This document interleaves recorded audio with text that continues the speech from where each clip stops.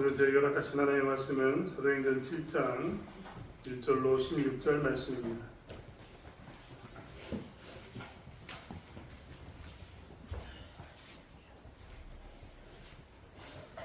사도행전 7장 1절로 16절 말씀.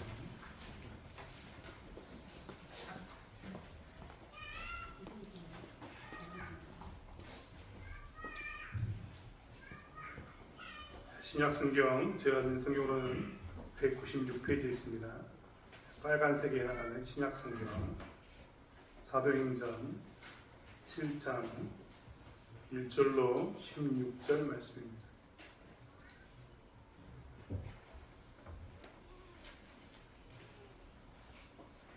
말씀을 찾으셨으면 한 절씩 제가 읽고 여러분이 읽고 교독하겠습니다. 대제사장이 이르되 이것이 사실이냐? 여러분 그분들이여 들으소서. 우리 조상 아브라함은 하나님의 기존 메소포타미아에서 있을 때에 영광 있는 눈이 그에게 보여 이르시되 내 고향과 친척을 떠나 내가 내게 보일 땅으로 가라 하시니 아브라함이 갈대아 사람 땅을 하란을 들어가다가 그의 아버지가 죽으니 하나님이 그를 거기서 너희 지금 사는 땅으로 옮기셨느니라.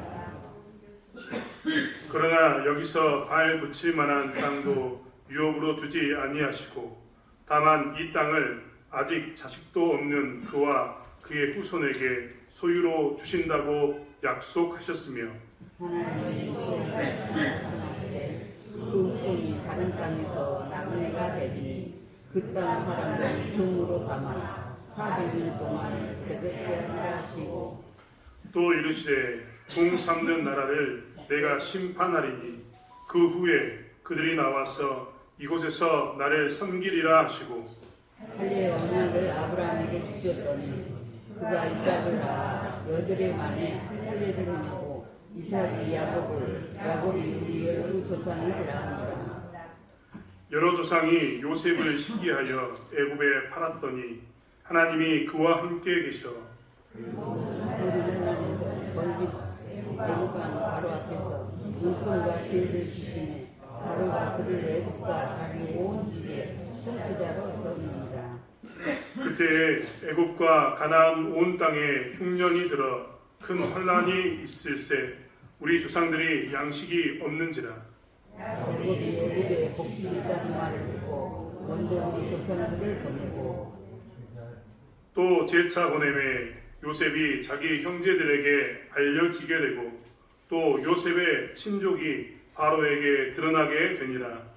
요셉이 사람을 보내어 그 아버지 야곱과 온 친족 75사람을 추천하였더니 야곱이 애굽으로 내려가 자기와 우리 조상들이 거기서 죽고 세겜으로 옮겨져 아브라함이 세겜 하몰의 자손에게서 은으로 값주고 산 무덤에 장사되니라.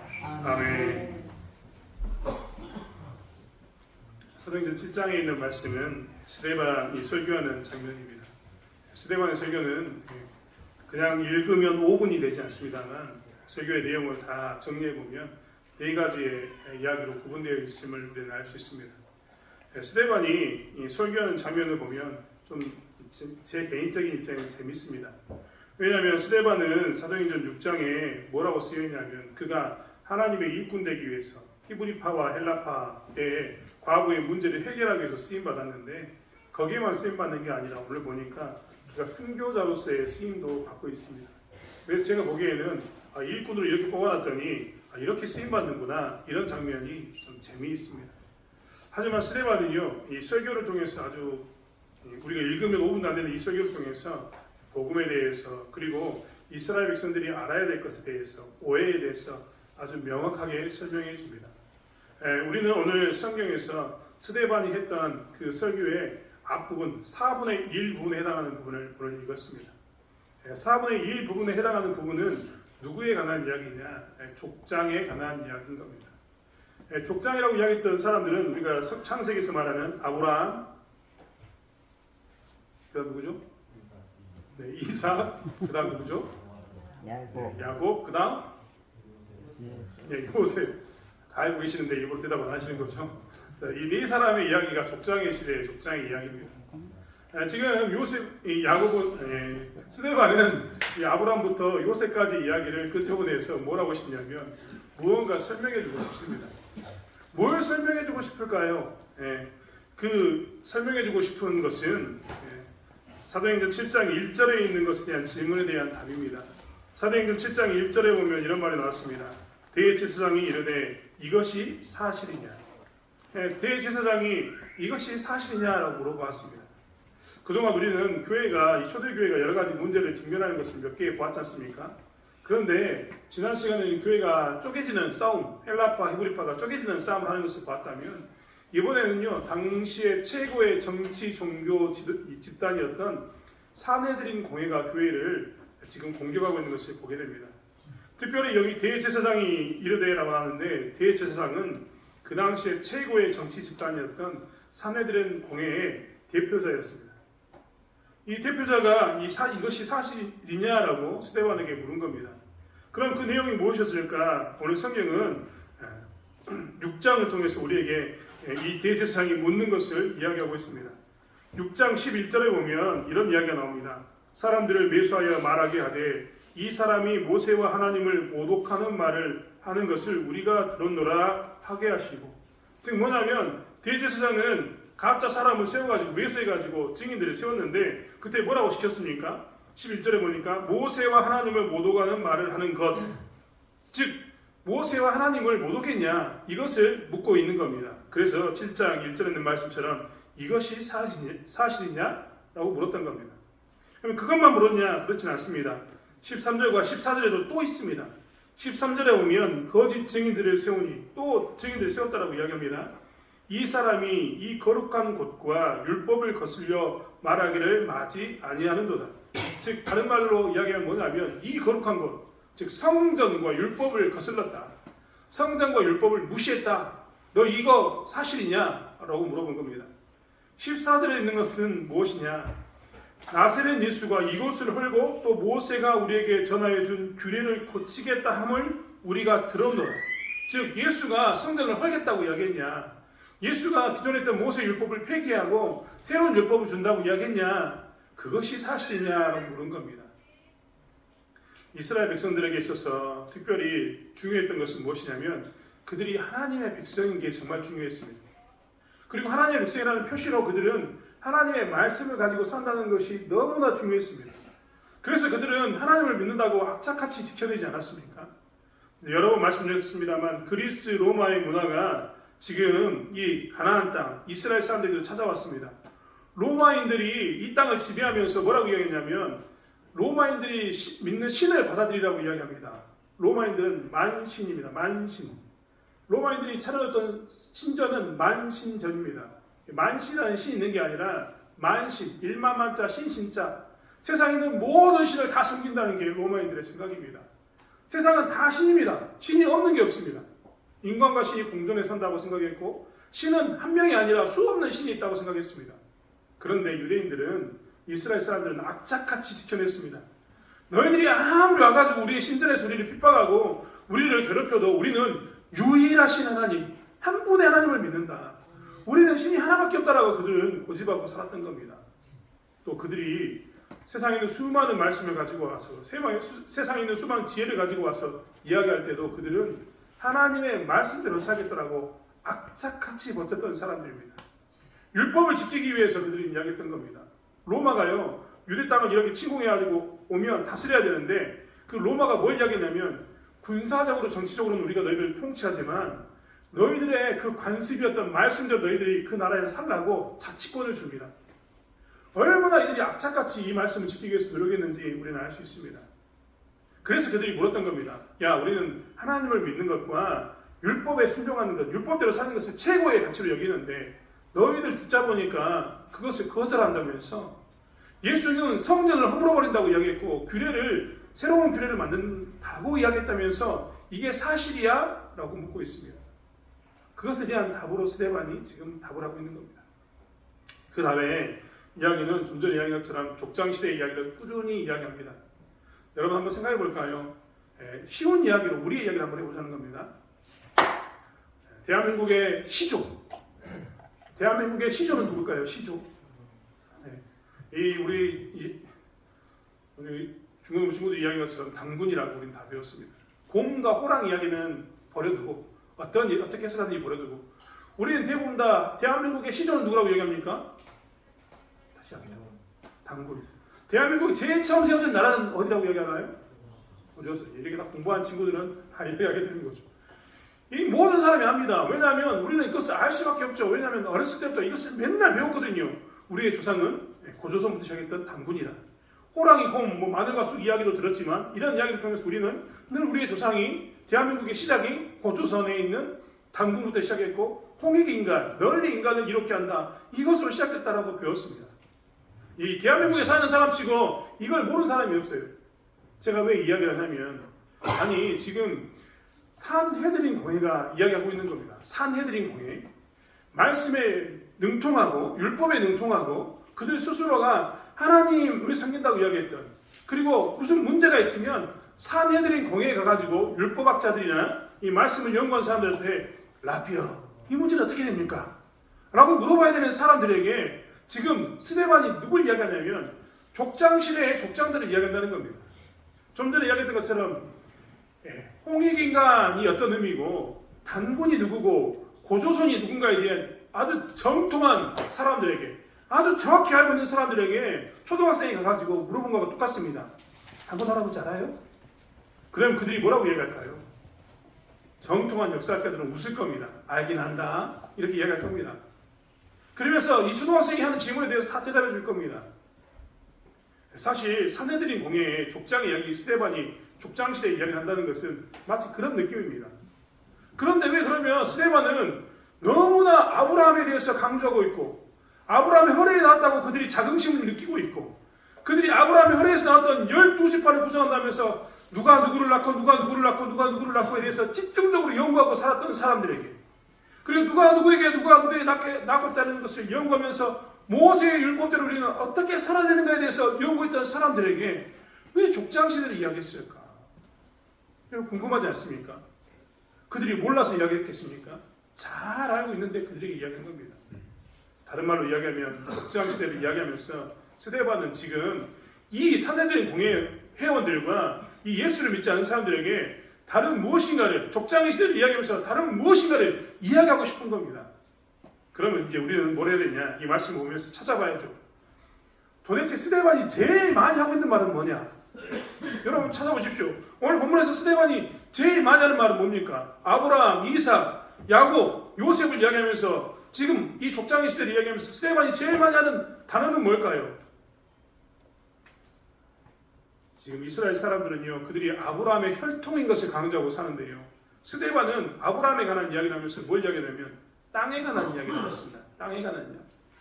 오늘 본문을 보시면 스데반이 그렇기 때문에 스데반이 이르되라고 이야기하면서 부형들아 들으라라고 이야기하면서 우리의 조상 아브라함이 하란에 있기 전에 메소포타미아에 있을 때 영광의 하나님이 그에게 보여라고 이야기합니다. 즉 아브라함은요 이전에 가나안 땅에 들어오기 전에 하란에 머물고 있었습니다. 그런데 그 이전에 하란 이전에는 어디에 있었다고요?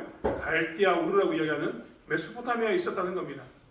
즉 자기들은 이 땅에 살고 있는 가나안 땅에 살고 있는데 아브라함은 어느 땅에서부터 이야기를 들었다고요? 저 땅, 이 땅이 아니라 다른 땅에 있을 때부터 하나님의 음성을 들었다라고 이야기합니다. 그리고 3절에 보면 내 고향 친척을 떠나 내가 내게 보일 땅으로 가라라고 얘기했으면서 하나님은 그런 아브라함에게 보여주는 땅으로 가라라고 이야기했다라고 이야기합니다. 그리고 4절에 보면 아브라함이 갈대아 사람의 땅을 떠나 하란에 거하다가 그의 아버지가 죽음에 하나님이 그를 거기서 너희 지금 사는 이 땅으로 옮겼다라고 이야기합니다. 아브라함 때 너희들이 이 땅으로 왔다라고 이야기하는 거죠. 그 뒤에도 5절도 이야기하면 여기서 발 붙일 만한 땅도 유업으로 주지 아니하시고 하나님께서 약속을 하셨는데 땅을 아브라함이 직접 얻었다고 못 얻었다고요? 얻지 못했다는 겁니다. 거기도 땅 이야기를 합니다. 스데반은 계속해서 족장의 시대를 이야기하면서 유대인들은 아브라함에게 허리에서 났다 혈통을 강조하는데 이 스데반은 뭘 강조하고 있냐면 야 너희들이 아브라함의 허리 혈통만을 보고 있는데 혈통만을 보지 말고 더 중요한 것은 어떤 문제다? 땅에 관한 문제야. 땅에 대한 문제를 봐라고 이야기하는 겁니다. 스데반이 구분하는 땅은 두 개의 땅입니다. 먼저는 이 땅, 그리고 또 하나는요, 이 땅을 제외한 다른 땅이라는 겁니다. 왜 그럼 땅을 이야기했을까요? 이스라엘 백성들은요, 그들이 땅에 대해서 특별한 개념을 가지고 있었습니다. 여러 번 설교 시간에 이야기한 것처럼 우리도 땅에 대해서 굉장히 중요하게 여기지 않습니까? 대한민국 사람들도요, 땅이라면 악착같이 사서 모읍니다. 땅 하는 게 대한민국 사람들이거든요.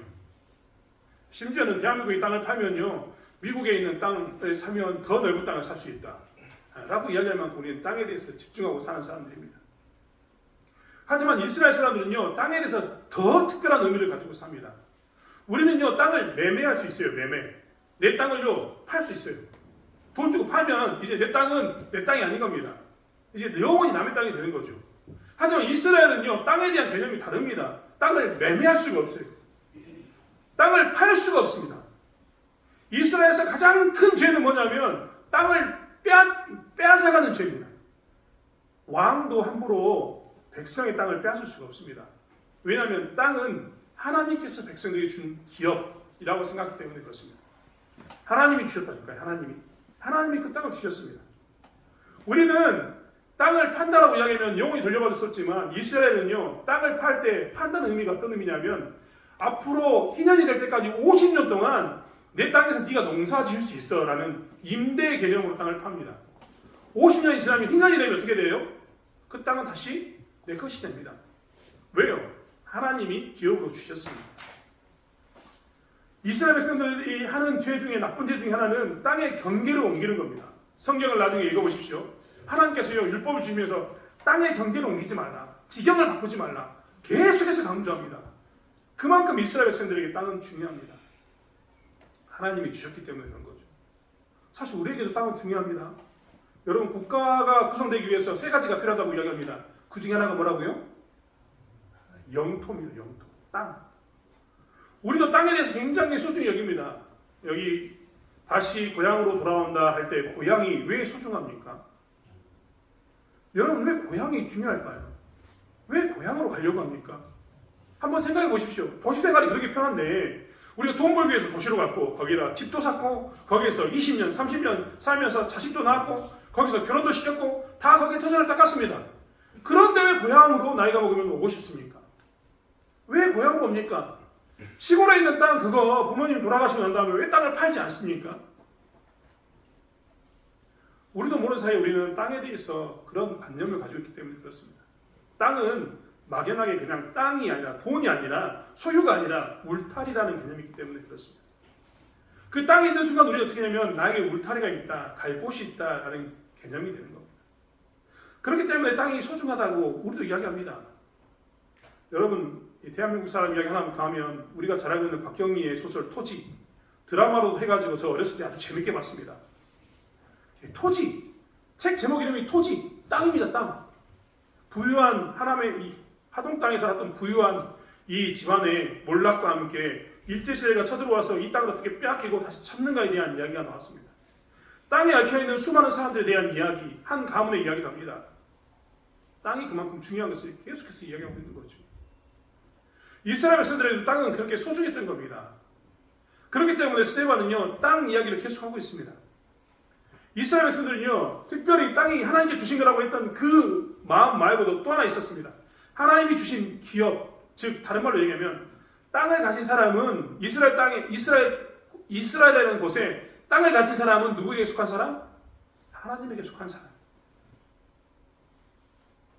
그들은 혈통과 땅이 그만큼 중요하다고 생각했습니다. 그래서 이 땅에 사는 게 그들은 엄청나게 중요했던 거죠. 자기에게 조상의 땅이 있다는 것은 엄청나게 중요했던 겁니다. 그런 그들에게 스데반이 의도적으로 이 땅과 다른 땅을 이야기합니다. 그러면서 땅에 대해서 이스라엘 백성들이 우리는 땅이 있으니까 하나님의 백성이고 아브라함의 혈이 있으니까 하나님의 백성이고 땅이 우리가 하나님께 속해 있음을 증거해줘 라고 이야기하는데 스데반이 질문하고 있는 겁니다. 거꾸로 어떤 질문을 했냐면 야, 그러면 다른 땅에 있을 때는 너희들이 하나님의 음성을 듣지 못했어? 아브라함이 이 땅에 있었을 때 하나님의 음성을 들었어? 아니면 하란에 있을 때? 아니면 그 이전에 메소포타미아라고 이야기하는 갈대아 우르에 있을 때 하나님의 음성을 들었어? 이 땅에 있는 게 중요한 거야? 아니면 그 땅에 있는 게 중요한 거야? 라고 묻는 겁니다. 이 요셉 오늘 이 스데반은요, 이 이스라엘 백성들에게 다시 묻고 있는 게 뭘 묻고 있냐면 이삭의 이야기, 야곱 이야기 하지 않고 요셉의 이야기를 하면서 뭐라고 이야기하냐면 오늘 본문을 보십시오. 족장의 시대인데 이삭과 야곱 이야기는 아주 짧게 나옵니다. 중요한 그다음에 누구 이야기가 나오냐면 요셉의 이야기가 나옵니다. 요셉의 이야기를 끄집어내면서 이야기하는 겁니다. 여러분 한번 생각해 보십시오. 요셉이 어떤 사람이었습니까? 형들이 그를 시기에서 팔아서 넘겼습니다. 그래서 그 어디로 갑니까? 애굽 땅에 갔습니다. 요셉은 창세기 45장에 뭐라고 이야기했냐면 이렇게 이야기합니다. 창세기 45장의 이야기에 보면 45장의 말씀에 보면 45장 5절부터 7절의 말씀이 이렇습니다. 당신들이 나를 이곳에 팔았다고 해서 근심하지 마옵소서. 한탄하지 마옵소서. 하나님이 생명을 구원하시려고 나를 당신들보다 먼저 보내셨나이다.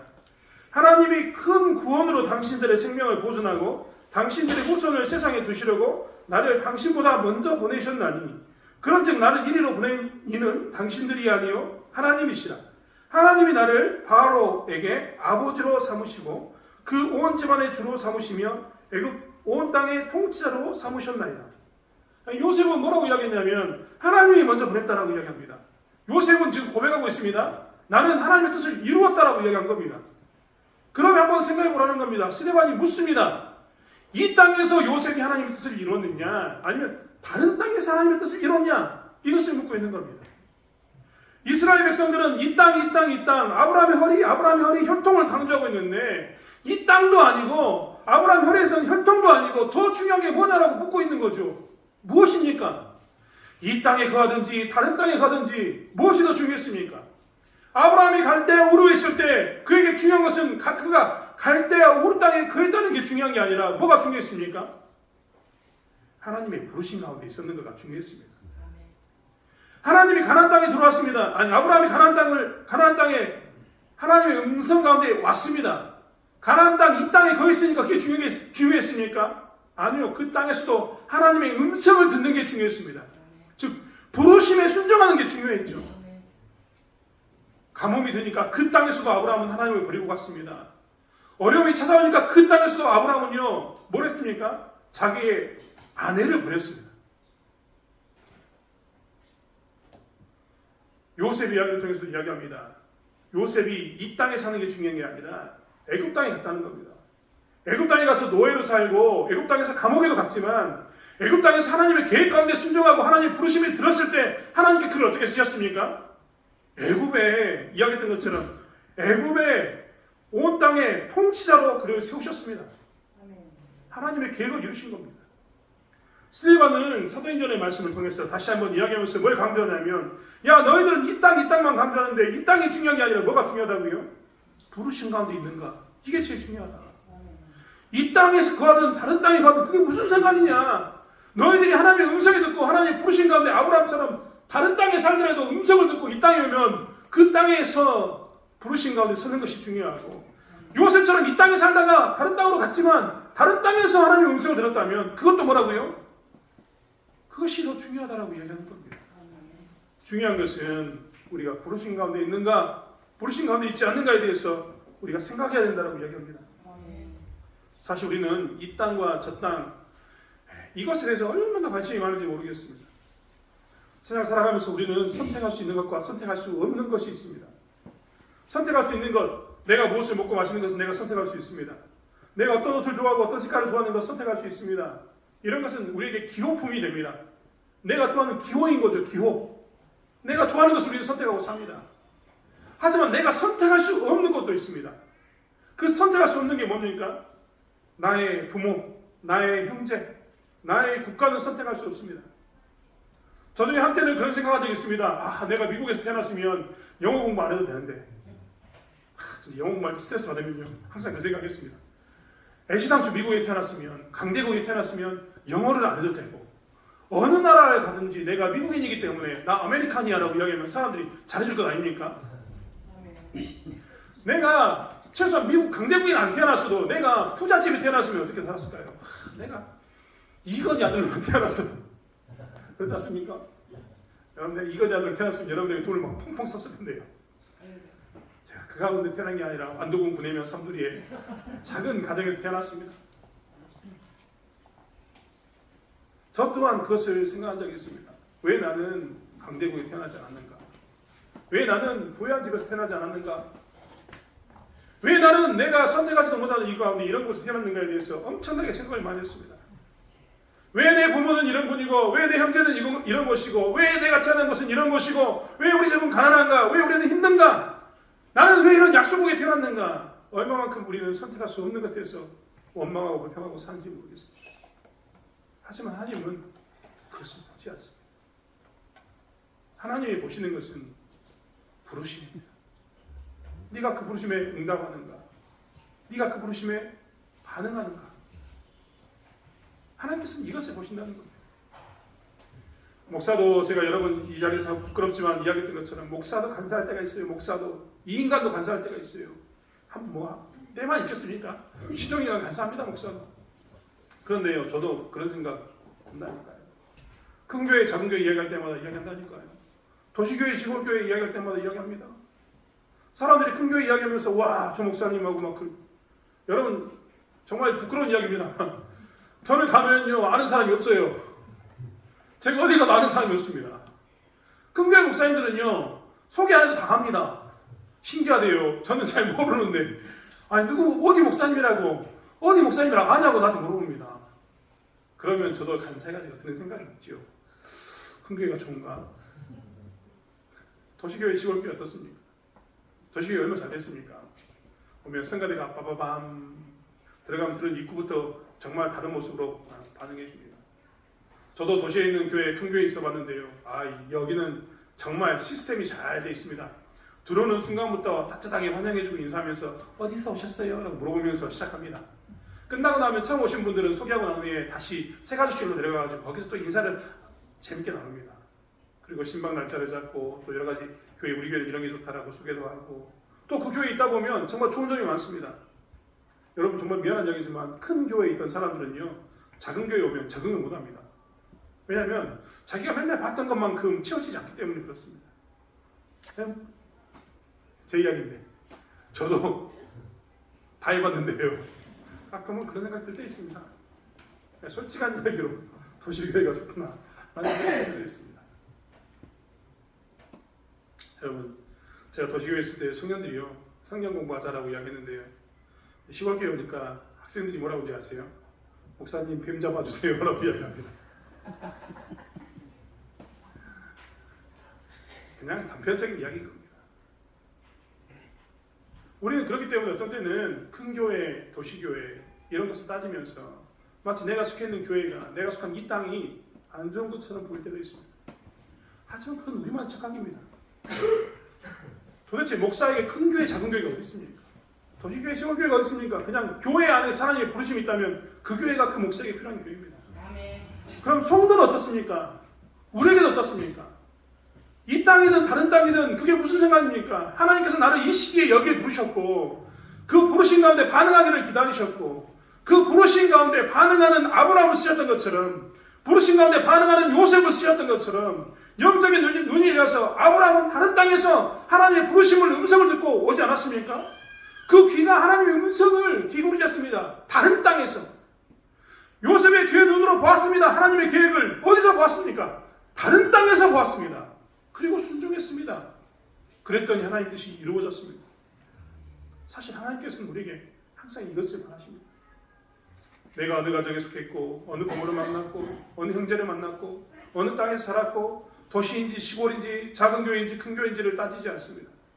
그래서 하나님이 찾는 사람은 부르심에 반응하는 것을 찾고 있습니다. 스데반은 그렇기 때문에 이스라엘 백성들에게 사내들인 공회원들에게 아주 작은 그가 이야기하는 겁니다. 당신들이 하나님의 말씀을 잘 알고 있다고 이야기하고 당신들이 모세와 하나님에게 속한 사람이라고 이야기하는데 정통성을 이야기하고 연속성을 이야기하면서 너 그거 사실이야? 라고 묻는데 내가 오히려 방문하고 싶습니다. 당신들은 하나님의 부르심 가운데 있습니까? 사내들은 공회원으로 서 있으면서 당신들은 하나님의 부름 가운데 서 있는 게 사실입니까? 라고 묻고 있는 겁니다. 우리에게도 하나님께서는 동일하게 묻습니다.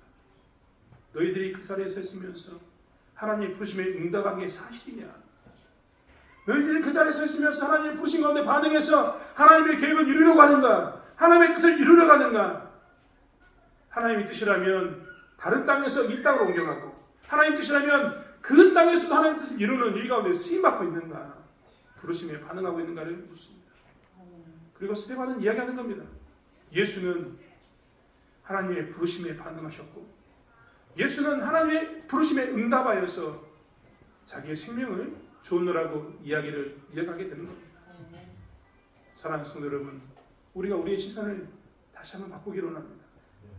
하나님이 왜 나를 부르셨을까에 대해서 귀 기울이시고, 내가 이 땅에 있는가 저 땅에 있는가를 따지는 게 아니라 나는 하나님 도대체 어떤 부르심 가운데 있는가를 생각하면서 부르심을 따라가는 저와 여러분이 되길 원합니다. 에베소서의 말씀을 통해서 하나님께서는 창세 전부터 내가 작정하고 너희를 만들었다고 이야기했다고 여러 번 누누이 저에게 강조하셨습니다. 하나님의 계획은요, 오차가 없습니다. 여러분, 요셉의 얘기가 나왔던 것처럼 요셉이 애굽 땅으로 팔려간 것이 그냥 그들이 질투해서입니까? 그들이 팔아서입니까? 요셉은 하나님의 계획 가운데 있었다라고 이야기합니다. 우리 또한 오차 없는 계획 가운데 이 자리에 서 있는 줄이 있습니다. 요셉은 보디발의 가정에서도 감옥에서도 하나님의 음성 듣기를 주저하지 않았고 그 음성에 응답함으로 통치자가 되었습니다. 우리 또한 다시 한번 그런 모습 가운데 교회를 세워가고 지역을 살려가는 저와 여러분이 되길 원합니다. 부르심 가운데 응답하여서 정말 그리스도인답게 살아가는 저와 여러분이 되길 원합니다. 오늘 스데반은 그 이야기 가운데 덧붙여서 뭘 이야기냐면, 누가 중요한가? 너희들 곰곰이 한번 생각해봐라로 얘기하면서, 너희들이 아브라함의 혈에서 났는가, 이 땅에서 났는가, 저 땅에서 났는가가 아니라 사실 언약을 붙들고 살지 않았었냐. 오늘 여기도 오면 8절에 할례의 언약을 아브라함에게 주셨더니 라고 이야기하면서 너희들이 언약을 붙들고 살지 않았느냐. 5절의 말씀에도 너희들에게 아무 자손도 없고 아무 땅도, 너희들이 아무 땅도 없었을 때, 아무 자식도 없었을 때 하나님께서는 그 후손에게 그 소유를 준다고 했다는 약속의 말씀을 주셨는데 너희들이 그것을 붙들고 살지 않았느냐라고 이야기합니다. 우리 또한 부르심에 반응하면서 하나님이 줬던 약속의 말씀을 붙들고 약속이 이루어질 것을 믿고 하나님이 주신 언약을 붙들고 살아가는 저와 여러분이 되길 바랍니다. 오늘날 우리들에게는 할례의 언약이 아니라 예수 그리스도 안에서의 은혜의 언약이 있다라고 여러 번 선포해 드렸습니다. 예수님의 십자가의 피값을 의지하기만 하면 우리는 죄의 문제 가운데서 어떻게 된다고요? 자유하게 되는 것을 계속해서 여러 번 반복해서 강조하고 있습니다. 사랑하는 성도 여러분, 이 땅에서 하나님의 부르심에 응답하면서 하나님 주신 언약을 붙들고 약속의 말씀을 붙들고 신자로서 살아가는 저와 여러분이 되길 원합니다.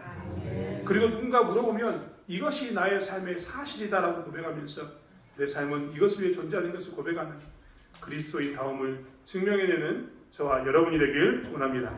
기도하겠습니다. 하나님, 우리는 무엇을 봅니까? 무엇을 바라보고 있습니까? 우리의 눈을 여시는 가운데, 우리의 귀를 여시는 가운데, 우리의 눈은 하나님의 계획을 보게 도와주시고 우리의 귀는 하나님의 음성을 듣게 하여 주시옵소서.